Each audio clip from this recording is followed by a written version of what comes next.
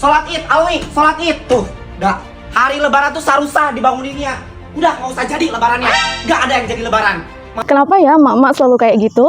Jawabannya ada di buku ini, The Female Brain, Teka-teki Otak Perempuan oleh Dr. Loan Brizendine. Beliau melakukan penelitian selama 20 tahun terhadap otak perempuan. Pada abad ke-19, para ilmuwan bahkan menganggap perempuan memiliki kapasitas mental lebih rendah daripada laki-laki karena volume otaknya lebih kecil daripada laki-laki.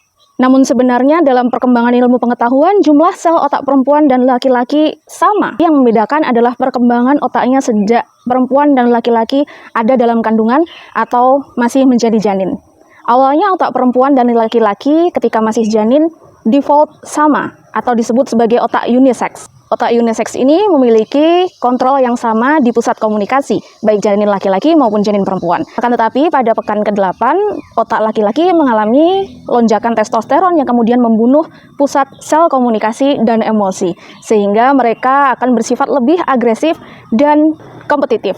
Otak perempuan yang masih pada setelan default unisex, mereka akan tumbuh dan berkembang dengan pusat sel komunikasi dan relasi sosial yang masih utuh, tidak rusak. Konsekuensinya, perempuan akan lebih senang untuk menjalin koneksi dengan sesama manusia atau sesama perempuan yang lain. Mereka lebih suka bersosialisasi, mereka lebih pay attention to details. Sebaliknya, bahkan sejak kecil, laki-laki mereka lebih suka berkompetisi, kurang nyaman dengan sentuhan fisik, padahal itu adalah dari orang tua mereka, dan mereka akan cenderung suka beradu fisik daripada perempuan. Itulah kenapa kalau kamu ngelihat ibu kamu menjadi orang yang paling berapi-api dan rempong di pagi hari waktu hari raya Idul Fitri, itu adalah hal yang wajar karena di otaknya dia terprogram untuk selalu memastikan semua hal baik-baik aja, semua hal tertata dengan rapi.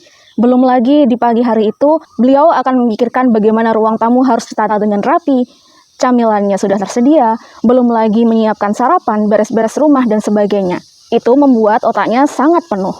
Dan beliau akan cenderung emosional. So, ada baiknya kalau kamu melihat situasi yang seperti ini, bantulah sedikit-sedikit dengan kamu siap-siap tepat waktu, kemudian bantu-bantu beberes, nyiapin camilan, sarapan, dan sebagainya.